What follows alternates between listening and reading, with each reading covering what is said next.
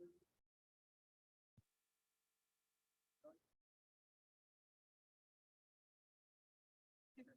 got 2 microphones, one for the session start, one for the speaker.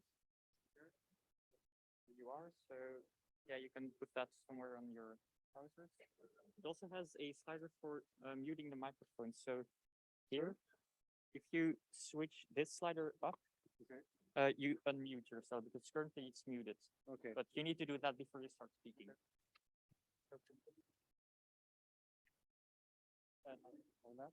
Maybe like make it closer to your mouth because otherwise it's a bit silent. Like that. Okay. So here you have the microphone here. Make sure to unmute yourself at the right moment because currently it's muted. Okay, perfect. And then shall we start? Yeah.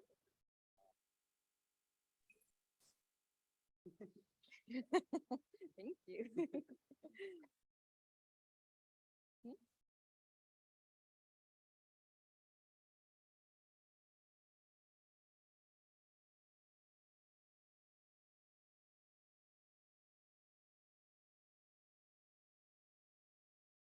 Hello, everyone. I think is that working?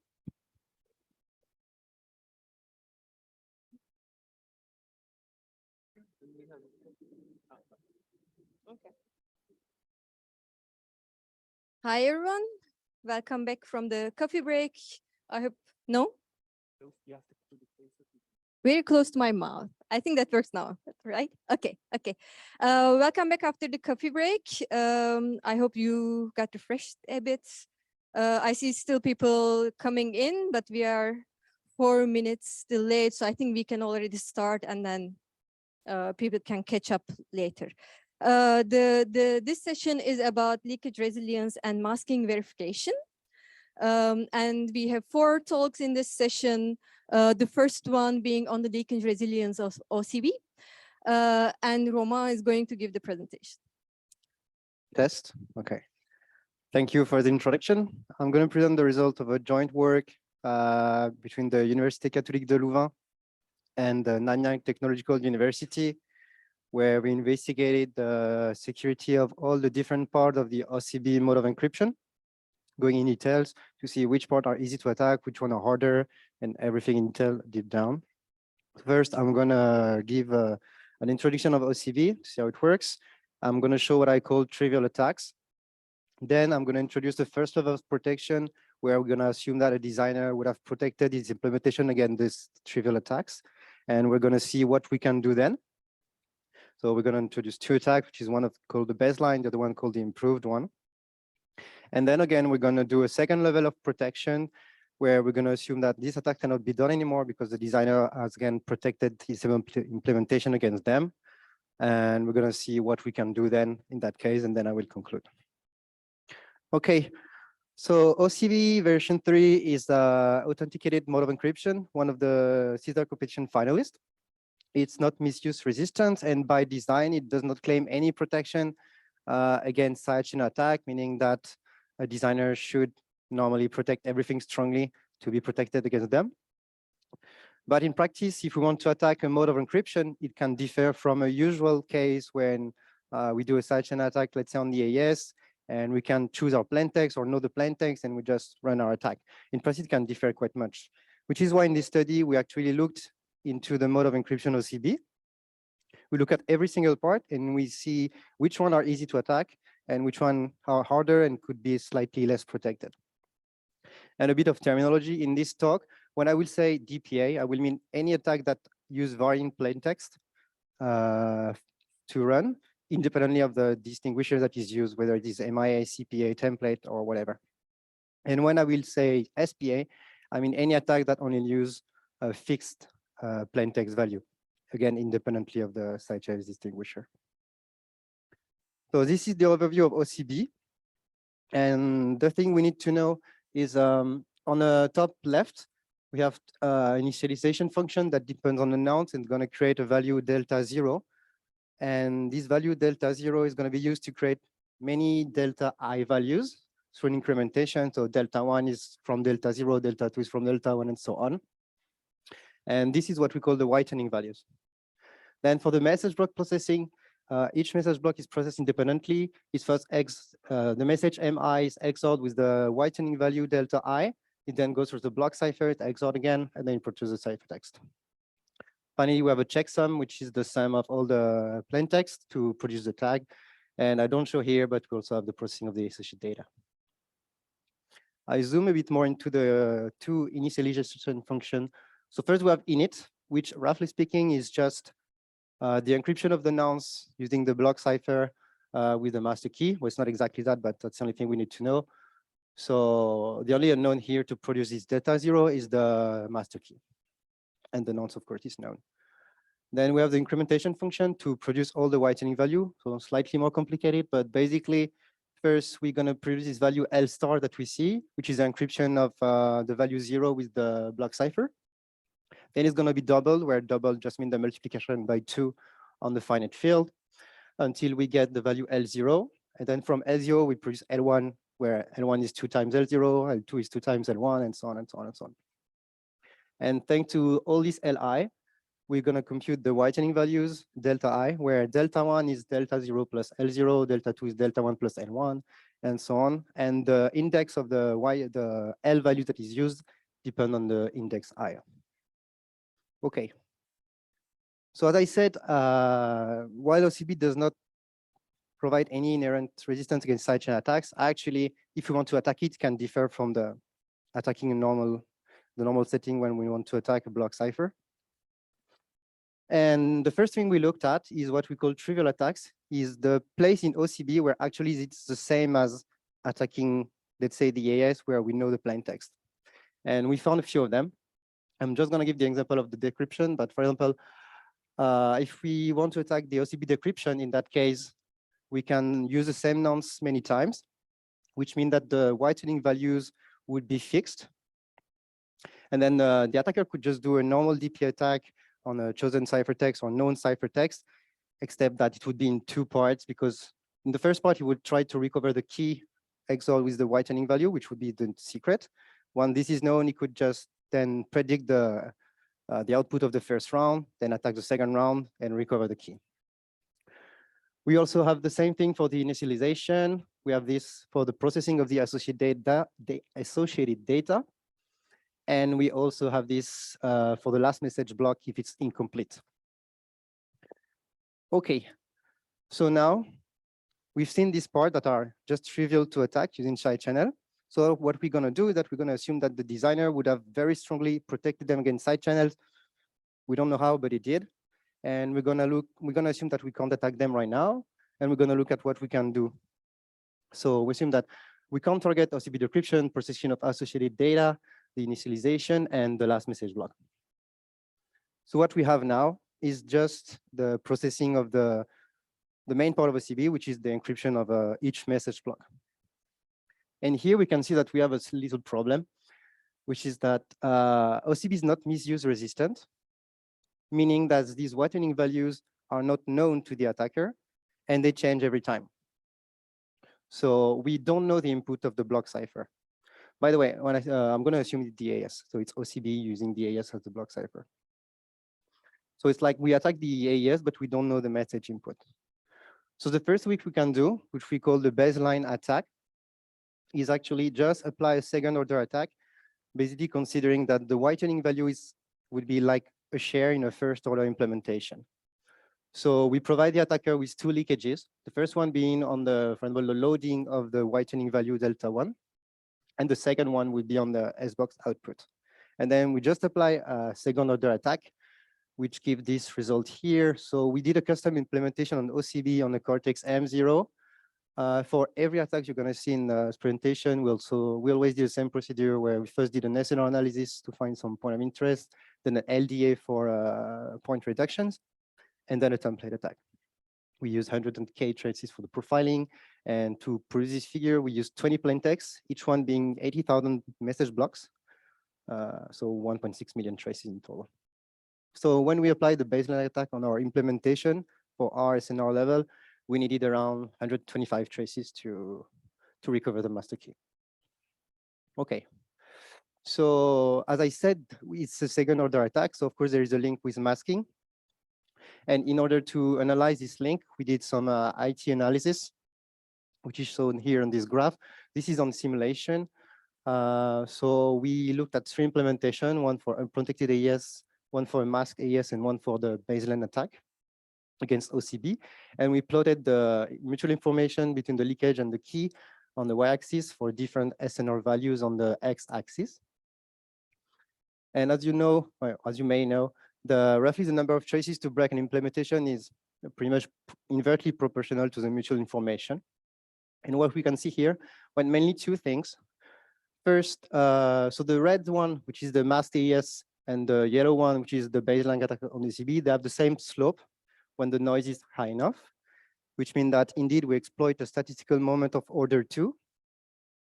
So asymptotically, we have the same security gain as for a mass implementation, so the quality gain compared to the unprotected AES. But also we can see that the yellow curve is below the red one. So it means that we have less information when attacking OCB, meaning that it will be more secure when we do this baseline attack. And the reason is that you see that on the bottom right, that when we use the leakage of the S-box output for a masked AES, the XORing with the share, which would be delta 1 here, is outside the S-box, and for OCB it's inside, and it could be seen as it's kind of the same thing happen when you use inner product masking and you have a higher algebraic complexity. Okay, so when we just look at it like this way, it seems that OCB provides some sort of sidechain protection because it kind of has the same leakages as for a mass implementation. But actually, we can do much more, and we do what we call the improved attack that I summarize here. I'm going to go in a bit more into details afterward. So instead, the main difference is that instead of for the attack, for the guessing space, instead of just searching over the different possible key values, we add additional bits for the guessing space. So the thing we will try to recover instead of the key is going to be the key XOR our first initial whitening value. And we're going to add bits of the value L0 that we saw in the initialization procedure into our guessing space for the attack. Doing that, we're going to target each byte of the AES. And at the end, we're going to recover the whole value for key XOR delta 0. And with that, we're going to be able to guess the output of the first round of the AES. And then we can attack the second round because we can guess the values with a normal DPA and then recover the key K. So I explain here a bit more why it works. So this is what happened for the processing of it at the beginning of each message block. So I'm assuming a plain text of 3 message block. So M1 is for XOR with the value delta 1, which is the first whitening value. And then it goes through the add run key. And when we write it down, we can see that it's equal to K XOR delta 1 XOR M1. But we can rewrite it by putting delta 0 out, which become key XOR delta 0 XOR L0 XOR M1. We can do the same for M2, for M3, and so on. And what we see is that we always have one fixed value that never changes, which is key XOR delta 0. We have the message that is, of course, known. And if we would know the LI values, we could just do a first order regular DPA, where what we would recover is the new secret material, which is key XOR delta 0. Of course, we don't know the LI values as an attacker. So what we do is that we add them into our guessing space when we run the attack. And of course, if we had to add 8 bits of information for each LI, that would be, of course, infeasible because too high complexity. But due to the relation between the LIs, it can be done more easily because L1 is equal to 2 times L0, L2 is equal to 2 times L1, and so on. So basically, what I show here is that if we guess 10 bits of L0, it translates to 9 bits of L1, which translates to 8 bits of L2, and so on. So overall, if we had 8 plus n bits of guessing space on L0, we're going to be able to guess the values of all the Li from 1 to n. So of course, it's still an attack that's going to have a very high complexity because first we have 8 bits of guess for our secret material. Then we have 8 bits of guess for L0. And then the n bits, which is our attack parameter, that's going to be allow us to use 2 to the n plus 1 traces. So if you want to use 2 to the 8 traces, then we need a complexity of 2 to the 24. But it's a first order attack. So if we can run it, then it's as efficient as a regular first order DPA. So less trace demanding, which is what we can see here. This is the result of the attack. So on the left is the baseline that we saw earlier. And on the right is the improved one for the same implementation. So we set n such that the attack was feasible. And instead of needing 125 traces, we were done in less than 10 traces. So it was it's the same as a regular DPA on an unprotected implementation, basically. Okay, and finally now we're gonna assume that the designer went further and he protected strongly all the block cipher calls so that we cannot exploit the S-box output.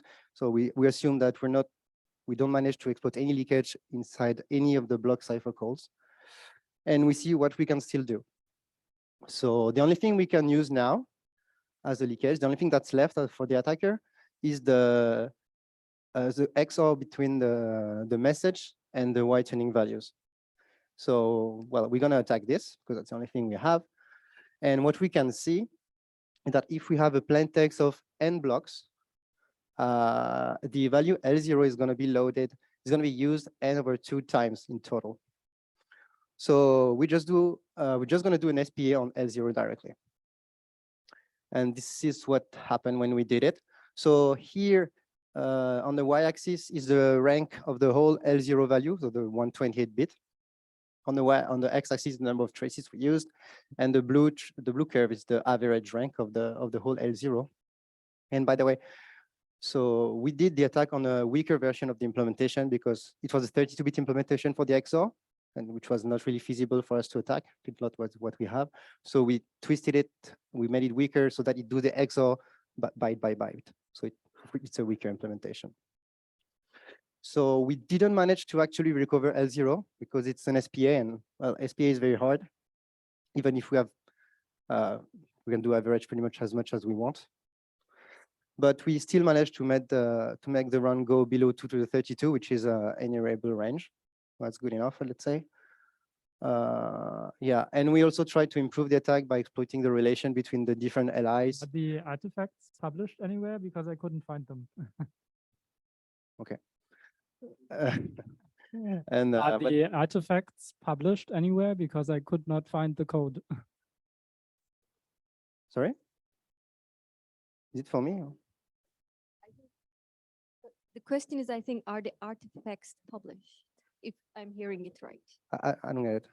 I think the question is if the artifacts are published, is it open? The artifact. What artifact? I think the question is coming from online, right? Sorry. Okay, let's. All right, that was awkward. Okay, so where was I? Now we're gonna assume that the attacker managed to recover L0 through the side channel. And we're gonna see what we can do with that. And what we managed to do is so we couldn't do a key recovery with the sole knowledge of L0, but we could still break the integrity and confidentiality of OCB. And here I show, I'm not gonna go into detail, but an example with the integrity. So the attacker would do a query of the encryption of a message of 3 blocks, M1, M2, and 3, with some nonce n. And he would get the corresponding ciphertext C1, C2, C3 with the corresponding tag to. And we can, from that, we can just do a forgery where we would just use as the first ciphertext C2 instead of C1, XOR L1, because then L1 is known since we recovered it through the side channel. The second one is C1 XOR L1, and C3 it change, and we use the same tag. And that would correspond to a valid forgery for the plain text M2 plus L1, M1 plus L1, M3, and the same nonce. So to conclude, as I said earlier at the beginning, while OCB is not designed to protect to have any protection against side channel by design, it's still interesting to look at every part of it because it's a mode of encryption and it's different from just attacking a primitive. And actually, we saw that some parts actually are as easy to attack as the primitive itself. But we saw that the inner blocks are actually a bit more tricky to attack. We could do either a second order attack, which will suffer from the same trace complexity as when attacking a first order masked AES, actually slightly more. And we can also design an efficient attack in terms of traces, but that will cost a lot in terms of complexity, but it would be actually a trade-off between the complexity and the data. And finally, we saw that even if we protect all the block cipher calls, we can still have some leakage on the whitening values. And of course, even on an 8-bit implementation, it was kind of hard to do. So on a higher, larger architecture, it's probably very hard to perform. So it's more of a warning, but if the attacker managed to get information on these values, then even though he can't recover the key, he can still break the integrity and confidentiality of OCB. So that's kind of a warning. And yeah, of course, if we want to have protection, maybe some other mode would be preferred than OCB. Thank you. And if you have any question.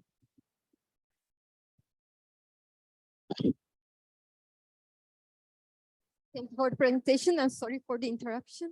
In the Sorry? middle, are there any questions from the audience?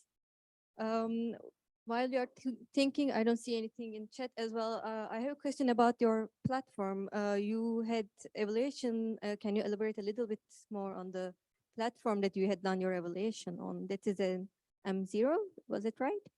Yeah, actually, I think I have a slide on this. Yeah, so this is the details. Oh, okay. You don't want, it's not that relevant for the study, so I didn't want to spend too much time, but yeah, it was on Cortex M0 with a STM32 discovery board. We used power leakages, and yeah, the implementation was optimized for 32 bits, but actually we twisted it because it was easier to attack. Okay, okay, thank you. Yeah.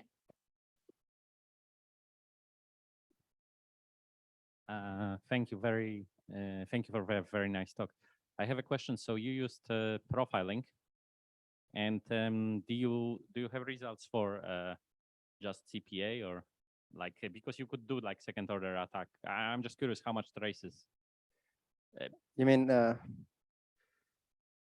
the baseline one?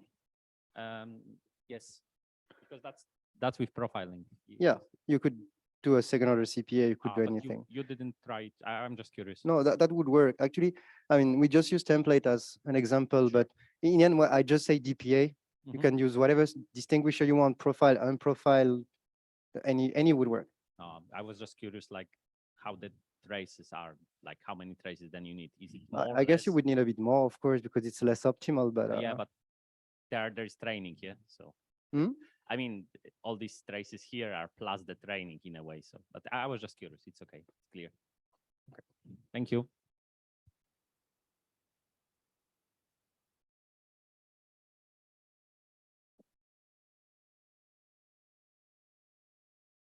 Thanks for the nice talk. So regarding the evaluation of mutual information in page 14, so it's Hamilton or any leakage model? I don't hear you much, sorry. So the evaluation of mutual information. Yeah. It's under which model? It's Hamilton. It was actually, so there was an 8-bit platform, an old one. It was an Arduino board. I took traces, I did linear regression to get a linear basis, and I used the basis I got to do the simulation. So it's not Hamming weight, it's basically ponderated weight of the bits. Okay, linear model. And also for this curve, you said that it's comparable to inner product masking. So did you try any comparison to the inner product masking? It's not that it's exactly comparable. It's just if we if you do the IT curves for inner product masking, for some specific value of the multiplicative, you will see that the curve is below the one for Boolean. Sometimes you can even get a higher order of security, but it's just to show that, just to explain that we have more algebraic complexity, the same for, just to do some comparison. Okay, thanks.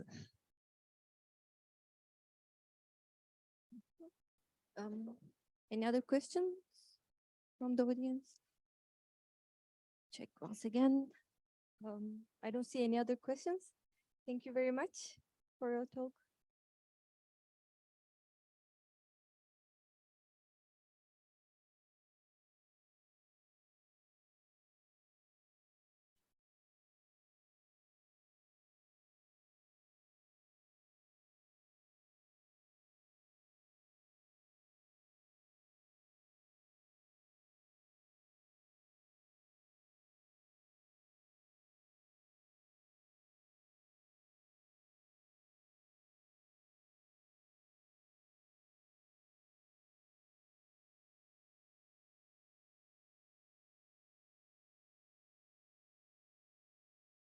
Okay, now it's open. Okay. So this is slide.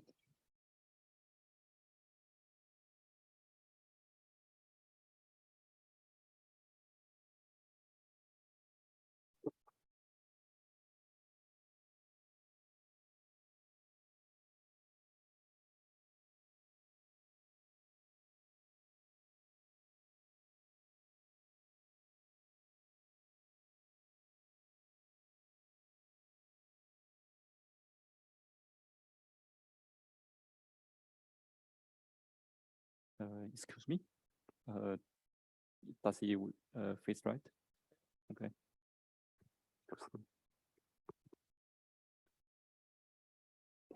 Okay. Mhm. Yeah, we are. Yes, it's okay. Okay, I think we are ready for the second talk.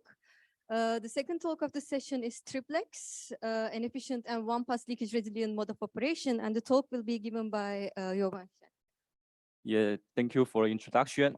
Today I'm going to introduce a new AE mode that's called triplex, and it is a leakage resistant authenticated encryption. And this is the joint work with Thomas and Francois Xavier, and also Gato and Corentin. I will first give some background and then introduce our new design.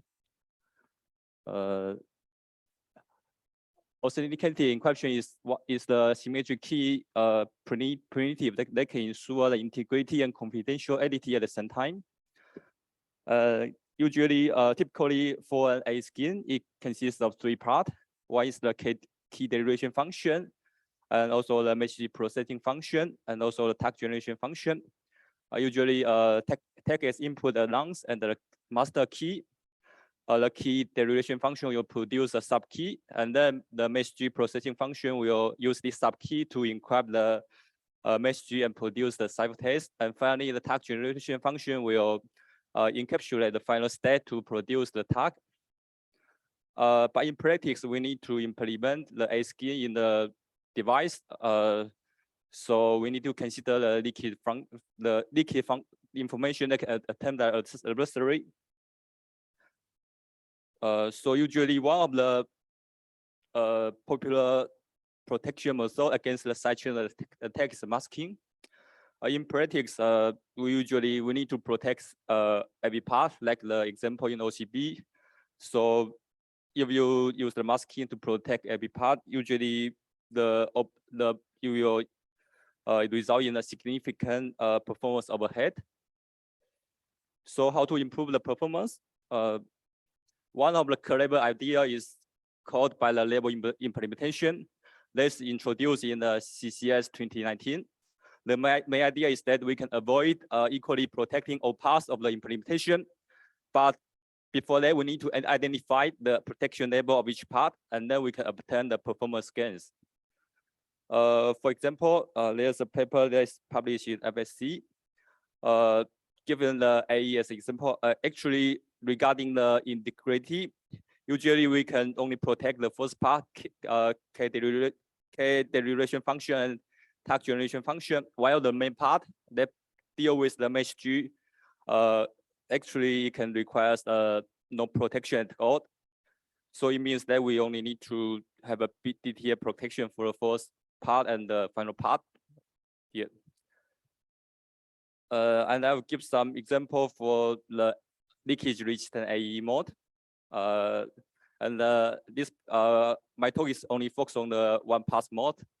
And typically there's two security goals. One is the CRML2 and CCRML1 in a leakage resistant setting. For the CRML2 is for the integrity. It is the abbreviation of the ciphertext integrity with longs means usually resistant leakage in both encryption and decryption. But for confidentiality, it is the CCA with misuse resilient and leakage in encryption.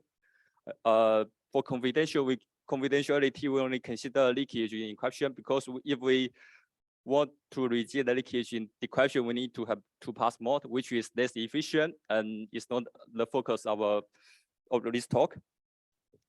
There's one famous example. There's the XCON. Now it is one of the finalists in the NIST lightweight competition. It is based on the sponge base, and if we consider it in the leakage setting, actually only the first permutation and last permutation need a strong protection against the DPA protection against the side channel attack, while the main part of the computation is allowed to leak to the adversary. So in practice, we can typically we can there's no protection at all in the main part. Another example is the TT that is proposed in CHS 2020. It is based on a TBC. It can also achieve the CRML2 and CCRML1. And the design idea of the TT is also follow from the level implementation idea. To achieve the security in the side channel attack, only the first TBC call and last TBC call requires a heavy DPA protection. And while the main part can lead to the adversary, but one of the drawback of this mode is that the rate is less efficient, because you can see for each iteration, it requires 2 TBC call to process ambient message block. So this is one of our design motivation. We try to improve the rate of the TT. Here is our new design triplex, and it also can achieve the CRML2 and CCRML1 security. And the rate for the message is 2/3, which means that it requires 3 TBC call per 2 ambient message block, and rate 1 for the associated data, that is 2 TBC calls per 2 ambient block. This is the abstract picture of our mode. You can see that for each iteration, it requires 3 TBC calls to process the 2 ambient messages.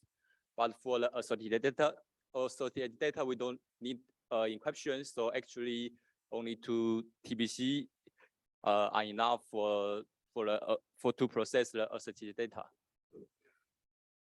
And the underlying primitive is the TBC with the 2 ambient trick. And we can instantiate it with the skinny 128 and 384, or Doxy TBC 128 and 384.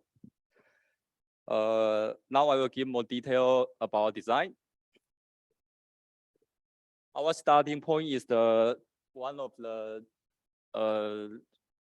famous compression function called high-loss compression function, but we start from it is previously is based on a proxy fault, but now we consider a variant that is based on TBC.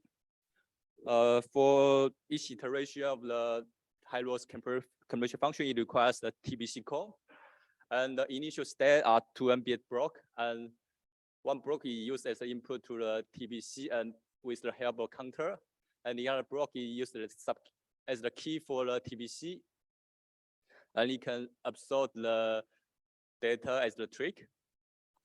And we can prove that actually the output, it will produce a 2-ambient state for the next iteration. And these 2-ambient states are random. So our life idea is that we can use one block for XOR encryption and the other block for the subkey for the next iteration. Then we can continue to process the message by iterating this function. But this idea, you can only achieve the readiness 1 over 2 because it requires 2 TBC per ambient messages. So we try to improve the efficiency regarding the rate. Here we add a third TBC on top of these 2 TBC. The idea is simple. So actually we just add a third TBC on top of these 2.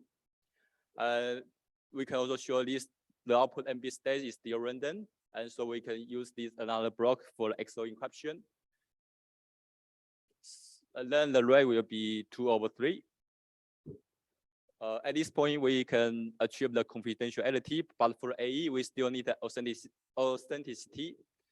So we use the fact actually the trick of the TBC is public, but it will influence the output significantly. So actually, we can simply put the ciphertext or authentic data as the trick to be authenticated. So this is the main idea behind our design. Now this is the full-fledged skin of our full-fledged skin, triplex. As you can see here, actually the main part that used to encrypt and authenticate message is by using the high-loss compression function plus a third TBC to improve the rate. And the first part is the key derivation function that to produce a 2-ambient initial state that is useful for the message processing part. And also for this iteration is similar to high-loss compression function. And for the last part is the task generation function. It only requires one TBC that will encrypt the 2-ambient internal state. We have more design consideration, like to improve the security against in the multi-user setting. So here we put a public key. Public key here is the public readiness, is the readiness tree, but it can be public. Usually you can also use the user ID as the public key to resist against the key collision attack against the. And also for the task generation, we follow a recently paper published in last year's Action Crypt. We use the input is a constant, and also for the question, we'll check the inverse of the TBC. We also provide a security analysis in terms of the integrity analysis. We show that the triplets can provide n-log-mbs of CMR2 in the unbounded leakage model. This implies the integrity of triplex hosts if the number of queries less than 2 to the power n over n. This model is quite useful regarding the side-channel attack because it means that actually the main part of the computation requires no protection. It can be leaked full into the adversary, and we only need to protect the first TBC core and last TBC core, and we can achieve the high CMR2 security. Regarding the confidentiality, we also provide the half MBS for the CCML1 due to the recurring process. This security result is standard for the one-pass mode in the leakage setting. We also show the n-log-nbs confidentiality without leakage in the longsmith use setting. Here is the table like comparison with other TBC-based leakage resistant AE mode. We compare with the TEDT. Let's introduce in Chess 2020 and so the TDT in the same paper, TET.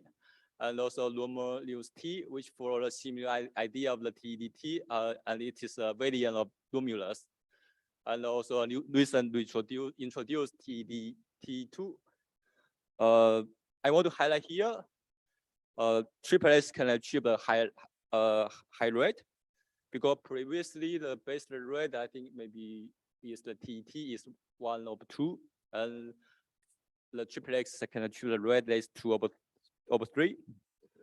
And also for the maximum block length of a mesh G, it can be 2 to the power n over n, which is quite large. And previous design they use a counter to separate domain of the TBC, so the maximum block length of mesh G is limited by the length of the counter. We also show the implementation performance of the triplets.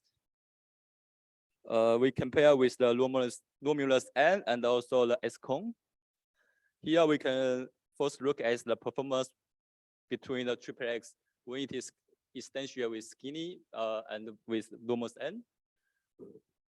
Here the Romulus N is uniformly protected. It means that we need to protect everything, protect every part. You can see in the figure B, this is the area requirement for the implementation of these two modes. The blue one is the masking area, the orange one is the long mask, and the orange one is the long mask, and the blue one is the implementation mode. You can see in this figure, actually the dominant part is the masking implementation. And when the number of shares, actually the two level implementation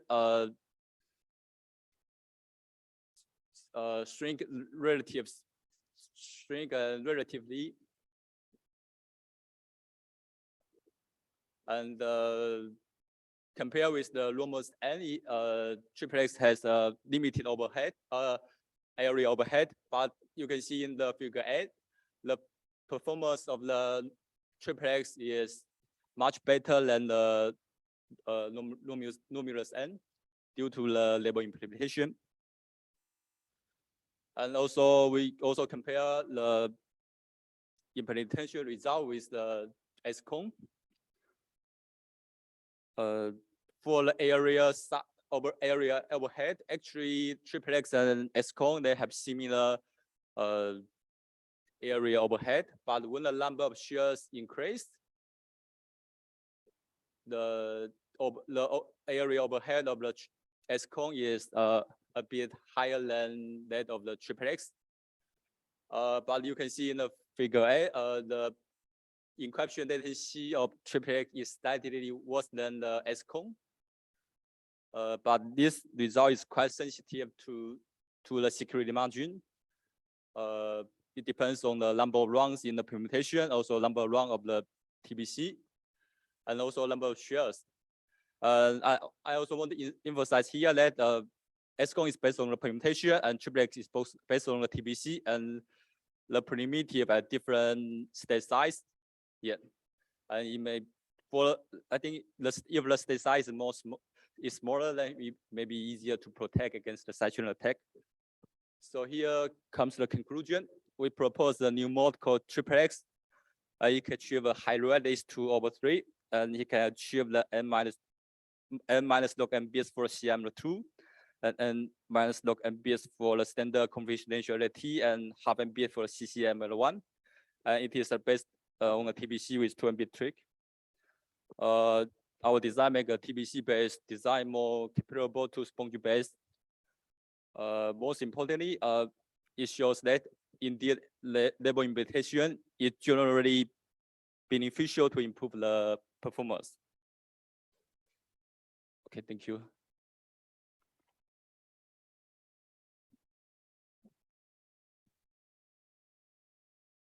Thank you for your presentation. Are there any questions?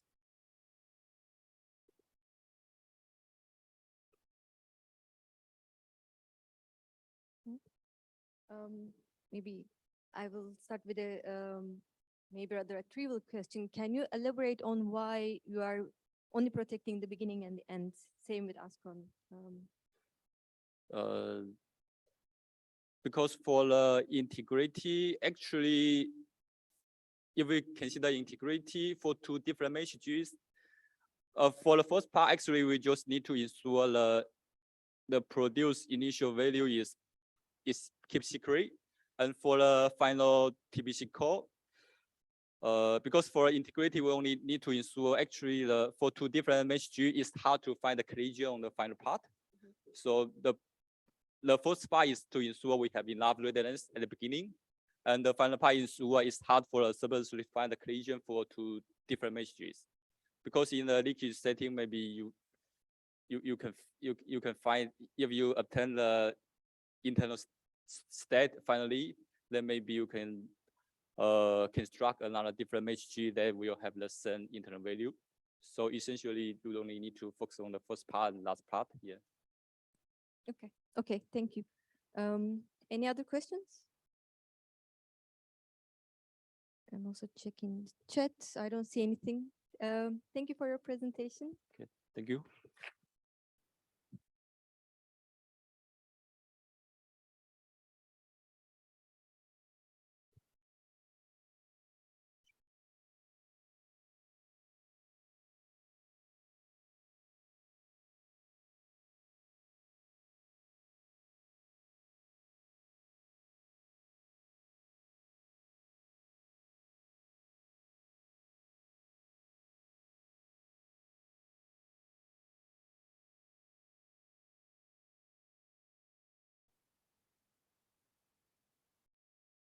Okay, I think we are all set up. So the next two talks will be given by Nikolai Müller. The first one is transitional leakages in theory and practice, unveiling security flows in the mask circuits. Okay, can you hear me? Yeah, sounds great. So many thanks for joining for my first talk here. During the next two talks, we talk a little bit about our tools for verification of masked hardware implementation, which I did together with my colleagues at Ruhr University. We start with the first talk. As you might know, during the last years, we made a lot of progress in designing secure cryptographic algorithms, meaning from a mathematical point of view, or when we look at that in a black box model, our cryptography is really secure. When an attacker is able to get, for example, plain text ciphertext pairs, he's usually not able to get information about the secret key. Unfortunately, the secure implementation in hardware remains an open challenge because of implementation attacks. We know since at least 20 years that physical characteristics of a hardware device can reveal secrets or information about the underlying secret key here. For example, doing so-called side channels. We know usually about timing, power consumption, and electromagnetic radiation. So fortunately, there is a solution for that problem, which is called Boolean masking, which can be integrated directly into our cryptographic algorithm. So we could just integrate this mask, and our side channels should not give any information about our secret key. This is based on secret sharing, so intermediate values which are sensitive should be shared according to be randomized. As I said, it's applied on algorithmic level, so that means that it's independent of our underlying device, which is great. Unfortunately, this integration of Boolean masking is also challenging. During the last years, we saw that this lead to mistakes because it's usually a manual and error-prone task. So even experienced designers sometimes make mistakes. What leads to the question is how we can verify that it's not so. How we can verify, okay, our underlying masked implementation is secure, the designer made no mistake. There's also a solution for that problem, which is called formal verification, which is today integrated into multiple tools which can verify masked hardware implementations. Usually they use formal adversary models, which are underlined to abstract the attacker's capabilities. For example, deep probing model, which we consider later. It should look like this. I give the short graphic here. We just give our mask implementation to some kind of tool, and the tool gives the answer, okay, our masking is secure or it's not.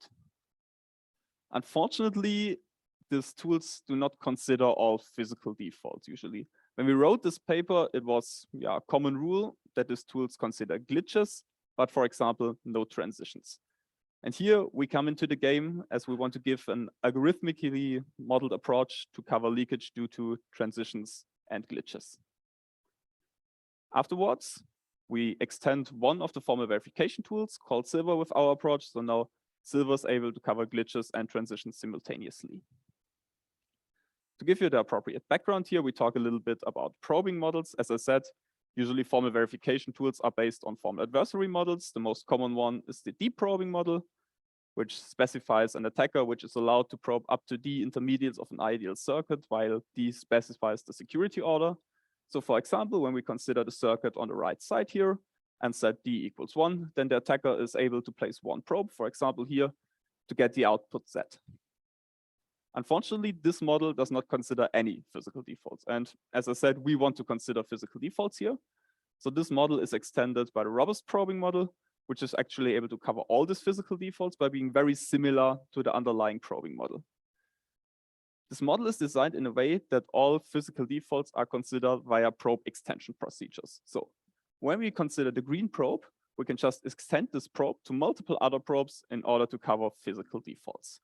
For example, glitches. When we want to cover glitches, this probe is just substituted by some other probes which go back to the last synchronization point. So all stable inputs that contribute to the probe wire recorded by the green probe are here considered. Another one, transitions, is just considered by probing consecutive values. So during 2 consecutive clock cycles, for example. So the probe is given at the same position, but records during another clock cycle. The third one, which is considered by the robust probing model, is actually coupling, which we do not consider during this talk, since to model coupling, we need more information than the gate level netlist, and Silver usually evaluates the gate level netlist, so we cannot consider coupling here. So that was the theory. I want to give you a short example of what we want to do here. First of all, to cover transitions, we consider an iterative circuit, since it was shown in another work that iterative circuits are usually prone to transitions. This is because iterated circuits are always evaluate the same functions on different but not necessarily independent inputs. So in this example, we consider the following iterative circuit, which you can see on the right. So the circuit covers 2 combinational functions, F0 and F1, which are separated by 2 register stages. At the beginning, you can see a multiplexer, which just decides if the feedback signal is given to the circuit or the primary input. The primary input here is shared, so we consider, for example, first order secure implementation, where the input is divided into 3 shares here, x0 to x2. And to keep it easy for now, we made one assumption: the primary input should remain stable during the entire execution. This is not true always. You can change the primary input during the execution, but we consider that later. Okay, let's start with our formal verification. First, we consider an attacker, just an example, who is able to place 2 probes on the circuit, for example, P0 and P1, on the outputs of F0 and F1, just an example. So in the following, we want to kind of modeling algorithmically that this P is extended to a probing set which covers glitches and transitions. We start with the glitch extension, which we already know how it works. We can do a backpropagation to the last register stage, and for example, get P2 and P3. This should be clear. Because of this multiplexer at the beginning, we have to take care how to model glitches for P0, since we have 2 feedbacks here. We have the feedback signal and we have the primary input during the multiplexer. So we have to take care about the glitches propagated through the multiplexer and have to place probes on the primary input and the feedback signals. So you can see here, for example, P4 and P5 due to the feedback signal, and P6 and P7 due to the primary inputs. So this leads to the following glitch extended probing set from P2 to P7. When we also want to consider transitions, we then just extend the glitch extended probing set by transition extended probes. So first of all, we have to place probes on 2 consecutive clock cycles, as I said before. Unfortunately, Silver does not support this because Silver has no notion of time. What we do to avoid this issue, we place probes on register inputs when we have probes on register outputs, so that they cover the next value which is written to the register. So in this case, For example, for P2, we get another probe on P2 slash, and for P3, exactly the same for P4 and P5. Okay, so that's for this example. We're done now. But as I said before, we made this assumption that our inputs remain stable, which is not always true. And now we change this. So now we expect that our primary inputs can change during every clock cycle. So if this is the case, we don't have x0, x1, and x2, but we have some kind of input sequence. So in every clock cycle, we can get a new primary input. So we consider the sequence of primary inputs and have to consider transitions on the primary inputs. So what we do is we add another probe, for example, P6 slash, which just probes the next consecutive clock cycle. The same for P7. This leads to our final probing set extended with glitches and transitions, which is really long here, but that's it. So that's the idea of what we want to do. Now we want to integrate exactly this algorithmic approach in Silver. So to talk a little bit about Silver and to give you the necessary background, we have a look at the circuit model of Silver. Silver covers each circuit as a directed acyclic graph. So all gates are represented as nodes and all wires are represented as edges. Inputs are manually annotated. So when you give your primary inputs, you just get a list, okay? Primary inputs are x0, x1, x2, for example. As I said before, no notion of time. So we have to extend this list to cover input sequence. This is the first change we made on Silver. So now we can say, okay, this input doing clock cycle 0, this input doing clock cycle 1, and so on. However, we created another list to cover transitions on the primary input. So in this list, we just show the changes on the primary input sequence. So for example, during clock cycle 1, we change from the input from clock cycle 0 to the input of clock cycle 1. Another problem is that Silver does not support loops. That's why we always give this feedback signal here with dashed lines. Actually, this is not there. We extracted a loop-free graph.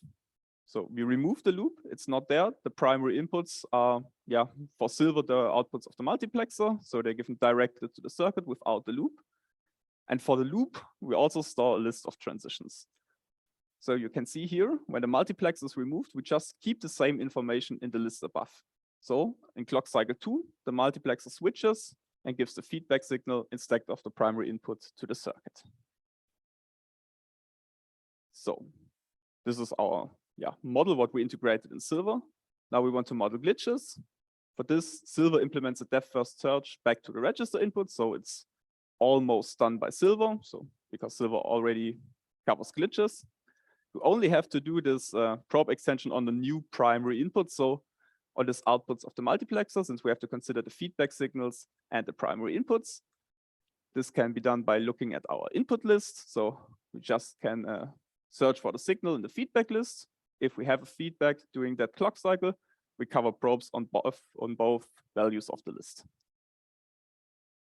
This leads to a big change in Silver, since probing sets can change over time. We don't have this transitions in the multiplexer in all clock cycles, so we have to consider different probing sets for different clock cycles. So when we want to model transitions on this glitch extended probing sets, we have to consider all glitch extended probing sets per clock cycle. So for one clock cycle, one glitch extended probing set. For any probe on a register input, we place a probe on a register output as before. Afterwards, there are no further glitch extension.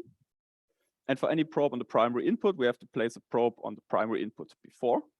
This is also done by looking at our list. So we just search for this tuple in the input transition list. If it exists, we just add probes on them. So this is what we did. Afterwards, we did some case studies to show that Silver actually works and is able to detect transitional leakage. First of all, we evaluate some iterated S-box design, which were presented in 2017. The idea here was to build some 8-bit S-boxes based on 4-bit S-boxes with linear operations. This is actually a nice idea because these S-boxes are really small because they're based on a 4-bit S-box. Unfortunately, the cryptographic properties are not that nice. So the idea was just to iterate this weak S-box with the hope to become a stronger S-box, which actually works. So we get some circuit like this. We have the original S-box here, which is called as SB. in one of the underlying constructions, namely a Feistel network, a MISTI construction, or substitution permutation network. Moreover, there's this P layer, which just permutates different shares. The authors also implemented a first order security I with 3 shares on them. So you can see in this circuit also 3 shared inputs here, x0, x1, and x2, each with 8 bits. All these designs are secure under the glitch extended probing model. So we verified that with Silver. So when we consider glitches only, all these designs are secure. But what about transitions? So when we also cover glitches and transitions, what happens? We can see in the table what happens. We evaluated 8 different S-box designs with 6 different share permutation layers. And what we can see is, indicated by the red crosses, most of the designs become insecure when we consider glitches. Some of them are still secure, but we cannot really give a guess why they are. So we cannot say, okay, when you implemented this or that way, we can accelerate the interpolation step of the Tuncook or the evaluation step. But I guess you accelerate. We'll consider that later. So we can just don't say, okay, when we implement it like this, we always have security against glitches and transitions. This is, yeah, maybe almost random that some of them are secure. As a second case study, we cover iterated HPC gadgets, which was also shown in another paper, since, for example, HPC gadgets are composable under the PNI notion, but only in the glitch extended probing model. So when we here cover transitions, it was shown that iterated HPC gadgets may leak informations due to transitions. For example, when we consider the following circuit, we have some kind of HPC gadget here, which is iterated with this multiplexer on a shared input. It's not secure, where we cover only glitches. There's also a solution given by the authors, which is called the OPNI notion, which is just a PNI notion covering glitches and transitions. Yeah, they refined this notion, so it considers glitches and transitions, and moreover, they also give some gadgets under this OPNI notion. So what we had with HPC2, for example, they also give under the OPNI notion.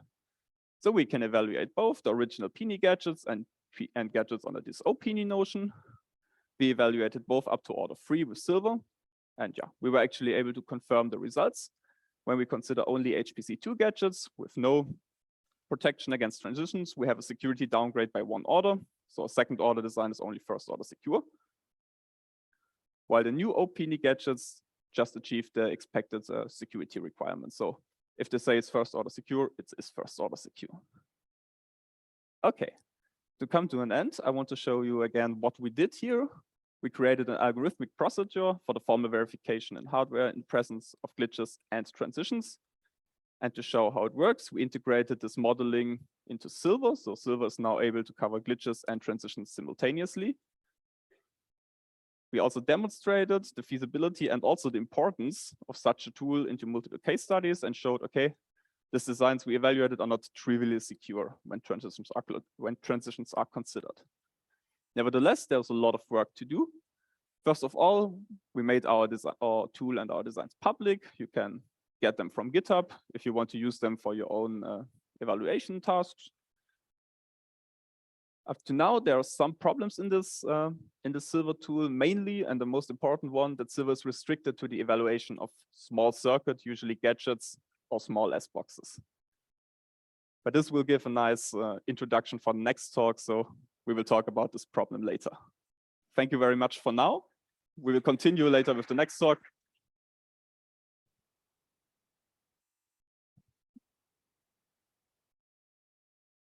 Are there any questions?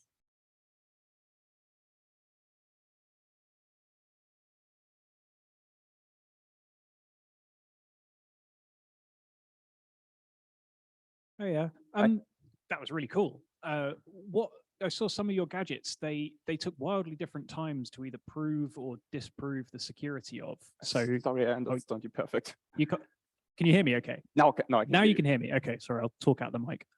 Some of your gadgets took wildly different times to either prove or disprove the security of. What is it about? Yeah, what does the sort of proof time scale with? How you mean here? Yeah, yeah, or you had a previous slide as well that seemed to show a few results as well.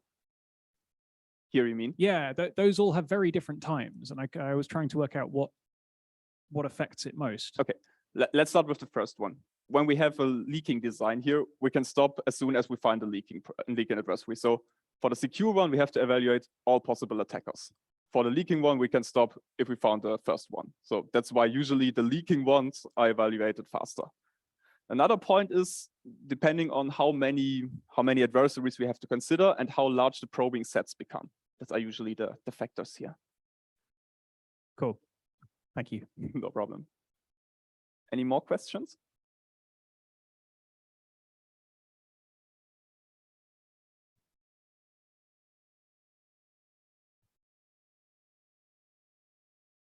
Seems not to be the case. Okay.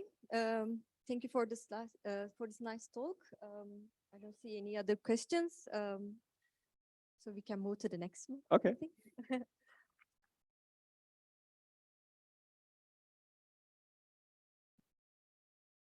And while we are setting up, a reminder for those especially that are listening online, please make sure that you are muted and type in your questions, or you can always also ask your questions at the end of the session, at the end of the talk, sorry. Yeah. And we are coming to the last talk of the session, that is ProLead. You have already heard multiple referrals to that talk already in the morning and also in the previous session, in the previous talk. So yeah, please go ahead.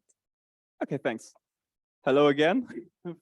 Thanks for not leaving. So in the second talk, we talk about ProLead, a probing-based hardware leakage detection tool, which is mostly in the same line as the Silver extension. So I think I don't have to give that much background now. It's almost the same. We're in the same setting. We consider implementation attacks. So physical characteristics of a device can reveal secrets as before. The solution is again Boolean masking, algorithmic countermeasure. The problem is again implementation. So up to now, it's exactly the same as before. I want to give one more solution now, which are composable gadgets. So I said before that this implementation of mass ciphers is challenging, which is true, but we have one important solution called composable gadgets, and the idea is really, really great. We can just design small building blocks which are secure and composable and compose them to get larger circuits which are also secure, which is great. The only problem here is efficiency, since these gadgets usually add some latency or area overhead. If we can accept this, it's fine. We can just use gadgets. If not, we come back to the problem with implementation. So when we want to do handcrafted design without AGEMA or without using composable gadgets, we still have the problem of how we can verify our designs. And actually, there are two solutions. I presented the first one before, formal verification. I call it here the exact way, since it means an exhaustive evaluation of our target design, meaning that it's complete. Then there occur no false negatives here. This is usually assisted by predefined adversary models. I presented the robust probing model. There's also, for example, the random probing model. On the negative side, formal verification is computationally expensive. I also said this restricts us to small building blocks or to the evaluation of small blocks, like, for example, masked gadgets or small S boxes.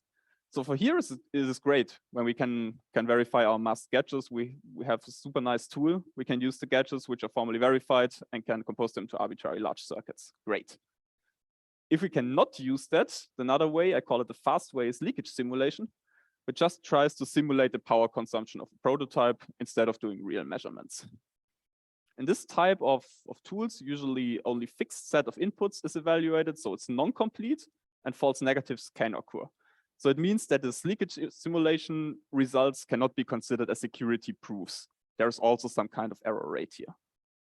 There's usually no underlying adversary model, so they're not in line with, for example, robust probing security.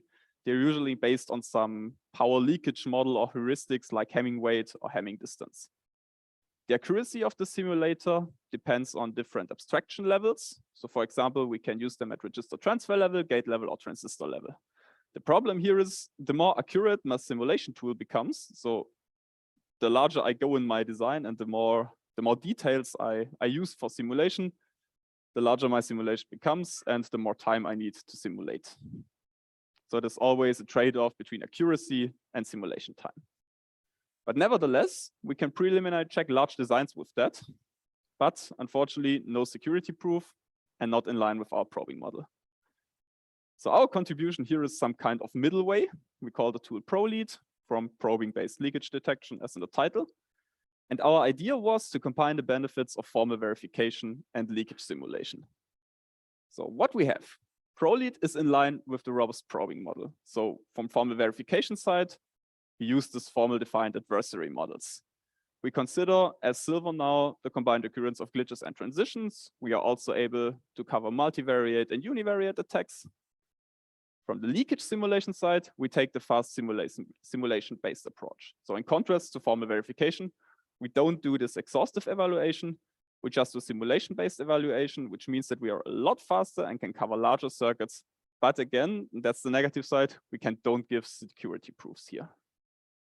Nevertheless, larger circuits of higher security order. This is what we want to do. We want to have a tool which is in line with robust probing security and can cover larger circuits than S-boxes or gadgets. So I think I can skip the background. It's exactly the same as before. Robust probing model can cover glitches and transitions with the same probe extension procedures as before. So let's start with ProLead. ProLead receives 3 inputs, a config file, a library file, and a netlist. The config file just gives the setting for the evaluation. For example, what security order you want to evaluate, if you want to evaluate univariate or multivariate attackers, and many, many more.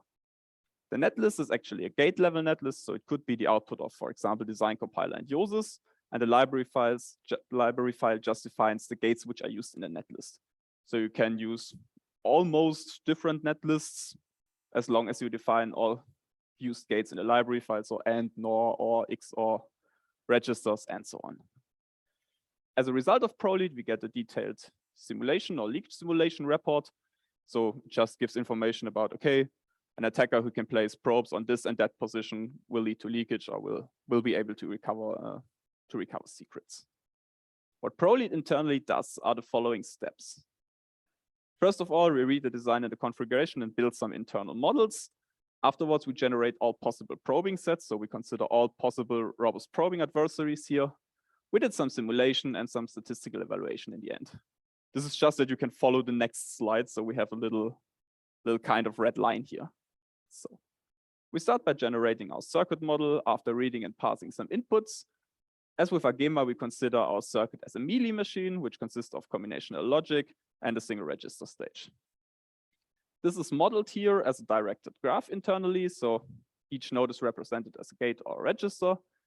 We store some intermediate information later for the simulation, and each edge is represented a wire. Again, we store some internal information here, for example, the driven value, which we need later for the simulation. So first of all, I give you 2 definitions here. First of all, a probe. We consider a notion of time here. So a probe here records a signal on a wire during a single clock cycle. So we can give each probe as a tuple. Moreover, we consider probing sets as a list of probes, which we later need to define our attacker. So each attacker gets a probing set where he's able to get probes. So first of all, we have to find suited probe positions of our circle. For example, we can consider the following circuit, as I showed you before. If we want to consider all possible attackers, we have to place standard probes on all possible wires here. Fortunately, this is not necessary since we always consider glitches. And as I said you before, some probes can be later extended to glitch extended probes here. For example, like this. The blue probes here are just probes which can be get by a glitch extension of the other probes. So when we consider these 3 probes, which are remaining as green, we can cover all standard probes of the circuit here. So what we need are probes on primary outputs and probes on register inputs. That are the remaining 3 ones. So now we have standard probes. What we need to define an attacker is a probing set. This is the next step here. So what we do is we make decombinations of probes according to our security order. An attacker is able to place these standard probes. So we consider all combinations of these standard probes. For example, when we consider a second order adversary, he can place 2 standard probes. So we consider all combinations of 2 probes. Here we have 3 probes on different wires. I call them W0, W1, and W2. And I consider 2 clock cycles, C0 and C1. So according to the EARN model, you maybe know from statistics, we can get for a univariate attacker 6 combinations and for a multivariate attacker 15 combinations. So we have to consider for univariate case 6 probing set and for a multivariate case 15 probing sets. Okay, afterwards they get extended by glitches and transitions, well, as you define by glitches and transitions. This is almost straightforward. For glitches, we know how to do it from Silver. The only difference here, what I want to remark is that we pre-compute it. So for each standard probe, we already know how the glitch extended probes are working. So we don't have to do that for every probing set separately. Transition extension is now super easy since we have a notion of time. We just can go 1 step back in time and set a probe on this value. So now we come to the really important part of ProLead. We start to simulate the probed intermediates. And this is one of the biggest differences to other simulation-based leakage evaluation tools. We simulate intermediates and no power consumption. So maybe you know tools like, I think we heard the talk before, where this power consumption simulation was also used. We do it not. We just simulate the underlying intermediates. The user can specify multiple groups with a corresponding input via. You can think about that a little bit like in a TVLA scenario. So we can, for example, evaluate fixed versus fixed or fixed versus random here. Then we define 2 groups with, for example, 1 fixed underlying value and a random underlying value. The corresponding values will be shared internally. This is done by ProLead. So when you specify an underlying value, ProLead will share it to give the input shares to the mask design. The user can also specify the number of simulations and the number of clock cycles to simulate. For example, if you have a round-based AS, which runs 10 or 11 clock cycles, you just say ProLead, okay, run 10 or 11 clock cycles for the simulation and run, for example, 100 simulations. I want to give a short example here, which is not bit sliced. To accelerate ProLead, we bit slice the simulation approach. So we usually do 64 simulations for 64-bit architectures at the same time, which you don't do in this example. For example, we can consider a design with 2 shares, which is a little bit constructed here. It's the same circuit as before. I just consider X and Y as the shared inputs with the shares B and D and C and E. And I generated 2 groups, which gives, for example, a fixed input value, which is a 0 vector here. And with this dollar signs, we indicate in ProLead that the underlying value is random. So we have a typical fixed versus random scenario. The A value here is not shared. We can also define this in ProLead. So it's, for example, a configuration value or something like that. And we define here, okay, this is set to 1 for all clock cycles. So when we want to do simulation, for example, we can do it like this. This is just a shared 0 vector here. So group 0 is considered. And we can see if we consider a first order attacker, which gets a glitch extended probes like this. So 3 probes are considered. We usually simulate the value 1, 0, 1 here, because we consider the values from the free glitch extended probes. When we consider, for example, another group, it's just a random value which is shared here. We can probe the value 1, 1, 0. So there's 2 values. So that's the simulation, what we do afterwards. We have to process the simulation in a way to generate distributions for each group. So we convert the simulated results into a distribution table.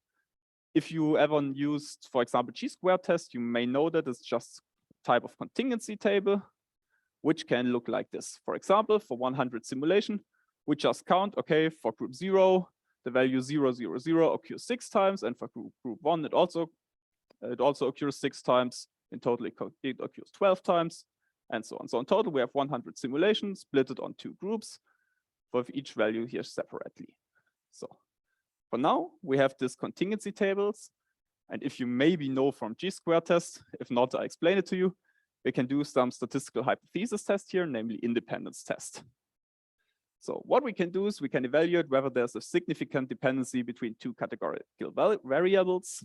So we define a null hypothesis that there is no relation between multiple groups of samples. But this is actually the step where we do the leakage detection. So from this independence testing, we get a p-value. And based on this p-value, we can accept or reject our null hypothesis. So we can give information here if we detect leakage or not. For this, we use the g-test here instead of g-squared test. It's almost computes the same values here. For example, the v here is the degree of freedom, and we compute a p-value at the end. So this is actually all. This is the whole ProLead procedure.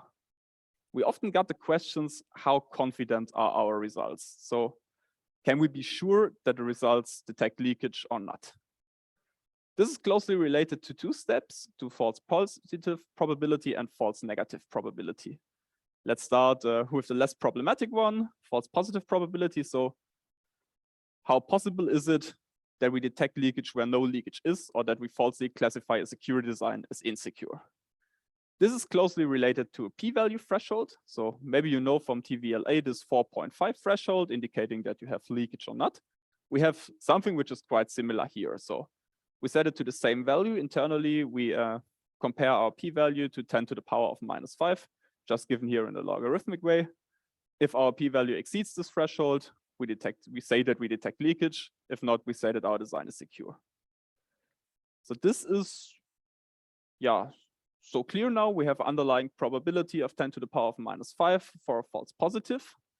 If we evaluate very much attackers, so for example, if we have millions of probing sets, this value can be too small. Then our false positive probability could be too high, and we can maybe observe some false positives. Then we have to increase this threshold. The more important part is the false negative probability. So how possible is it that ProLead oversees some leakage, or that we falsely classify an insecure design as secure, which is much more problematic? This is also strongly related to the question how many simulations we have to perform. And for this, the statistic has some kind of approach to answer that question, which is related to the statistical power of a test. This power defines two values, the effect size phi and the false negative probability threshold. This effect size is just a value statistic set to evaluate the size of an effect. For example, we set this value here to 0.1 to detect even small effects. According to Cohen, there are three values, 0.1, 0.3, and 0.5, to indicate small, medium, and large effects. But this value are not that nice argumented. They are almost just there. Afterwards, we set a false negative probability beta, which we need later, again, 10 to the power of -5. What is now important? From this effect size and from the false negative probability, we can compute a number of traces to guarantee that we detect effects of size 0.1 and larger with a false negative probability of 10 to the power of -5. So here we cannot say, okay, our design is secure or not, but we can guarantee, okay, we detect at least effects of a particular size. Okay. We also did some case studies where we evaluated some mask designs which are available through public GitHub repos. And as I said before, the main focus of ProLead lies in evaluating complete cipher cores. So we evaluate complete cipher cores at first and second security order. I don't want to go too much into detail since we did a lot of case studies, as you can see here. I want to say something about it. First, we used enough simulations to achieve an effect size of 0.1, so we can detect all effects of size 0.1 and larger. For the results, I want to say at least we can do it. So we are able to evaluate first and second order security designs in reasonable time. So yeah, this reasonable time here depends between seconds and weeks. So for some designs, we need a lot of time since they are at high security orders and are really, really large designs, and some are reasonably fast. The more important sentence I want to give you is we found several mistakes in designs which are given to conferences. So these designs are already evaluated and the authors claimed them as secure. We detect with ProLead, they are not. So I want to skip that because of time. To come to an end here, we introduced ProLead, a tool based on a simulation-based approach to evaluate the security of masked implementation. We combine the benefits of leakage simulators and formal verification, namely that we are in line with a probing model and that we are more performant than formal verification tools, and then we can evaluate larger designs. ProLead is available through GitHub, so I would be happy if you use it. Actually, I spent a lot of time to write a good wiki, so hopefully you are all able to use this tool. I would be nice to hear that if someone of you really uses it. Okay. That's all from my side. Thank you very much for your attention. If you have any questions, just ask.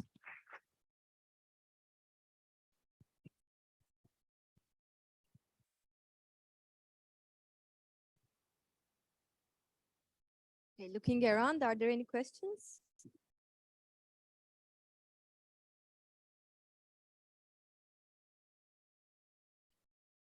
Okay, there is a question. Is it going to be an issue if your probing set becomes too large for chi-square or g-test, say 64 bits? If the probing set become too large? Yes. Yes. Yeah. Yes, it is, unfortunately. So the larger the probing set become, the more traces you have to simulate or the more simulations you need. If you have a really large probing set, you may need very much simulations and you cannot achieve that in reasonable time. That could be a problem. We have some other modes to counteract this, which are based on decreasing the table a little bit, just compressing the values. But this is not in line with that what I presented. In this case, we have to do some compression of our values. So short answer, yes, that could be a problem. Okay, thank you. Yeah. So a nice presentation, a very interesting approach. I was wondering, in your case studies, did you try to challenge the confidence intervals you computed? Can you repeat it? I cannot hear you, sorry.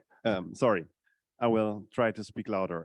In your case studies, did you actually challenge the confidence intervals you computed in a sense that you break the implementation or make it broken by changing it at some very hidden place and then trying to detect that with the tools? So you mean if we can detect improvements? So when we detect leakage and then secure it and then verify that the leakage is gone? So yeah, your tool should reject an implementation which is insecure, right? Yeah.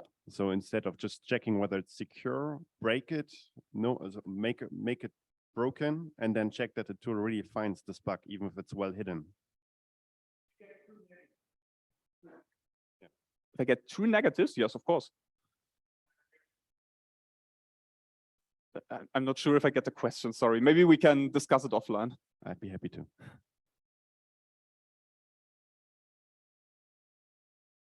Any more questions? Yep. Hello, thank you for the presentation. I just had a question about the statistical test that you use. So you choose the G-test. Sorry. I'm sorry, maybe my ears are not that good. So yeah, you use the G-test, right? Yeah. So actually, I'm totally unfamiliar with the G-test. So I was just curious about what are these the strength of the G-test compared to a T-test or a chi-squared or anything. Yes, I can answer that. So for chi-squared test, it's usually a problem that it overestimates statistical outliers. So the problem here is especially how we can deal with sparse contingency tables. So when we have a really large contingency table, it could be a problem since these outliers are overestimated and we detect leakage where no leakage is. This is a little bit better with G-test. That was the only idea.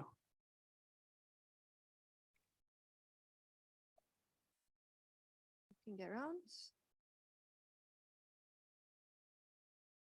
Yeah, I think with this we will end this session. Thank you. Okay.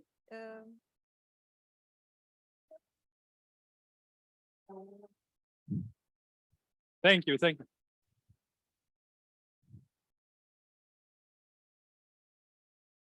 It's not mute, no? You hear me? Yes. Okay. So that's the end of the session. Thanks to all the speakers. The program continues now, starting from 6 o'clock. We have a walking dinner in Jubiläumsaal. That's where you had lunch today. It's not far from here, right? That's for 2 hours until 8. At 8 o'clock, we go from Jubiläumsaal to Peter de Sommer, the main venue. There we have the test of time award ceremony. And afterwards, the rum session and an open bar. See you there.